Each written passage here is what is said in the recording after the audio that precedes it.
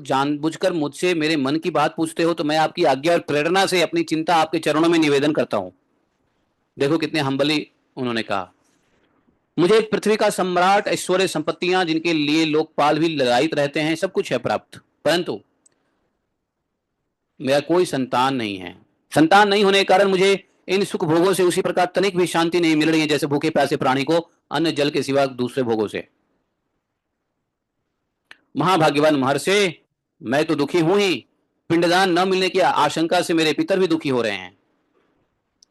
अब आप हमें संतान दान करके परमलोक में प्राप्त होने वाले घोर नरक से उबारिए और ऐसी व्यवस्था कीजिए कि मैं लोक परलोक में सब दुखों से छुटकारा पा लूं। एक बात यहां जान लो, यह बात राजाओं के लिए है। जानते हो, जितने भी राजा होते हैं, साधारण व्यक्तियों की बात नहीं कर रहा हूं, राजा का परम कर्तव्य होता है कि वह पुत्र उत्पन्न करे, जिससे उससे उत्पन्न हुआ पुत्र ही राजा बन करके प्रजा की रक्षा करे। तो राजा के केस में पुत्र का होना बहुत आवश्यक है, उसके लिए नहीं तो उनके प्रजाओं के लिए। राजा के बाद राजा का पुत्र नहीं हुआ तो राजा की जगह कौन राजा बनेगा? वही दुष्ट लोग राजा बन जाएगा, जो राजा का चचेरा ममेरा छोटा भाई बड़ा भाई जो भी है। तो राजा की राजगद्दी सतत चलती रहे, इसके लिए संतान की आवश्यकता होती है। और ये पिंडदान ये सब तो एक रिचुअल्स होता ही है। पुत्र होने से पितर लोग भी खुश होते हैं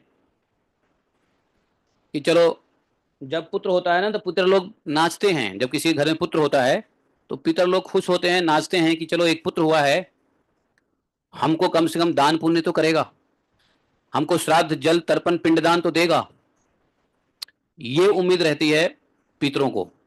लेकिन पितरों का यह उम्मीद कभी कभी बेकार हो जाता है और कभी कभी उम्मीद से ज्यादा पितरों को मिल जाता है। कैसे?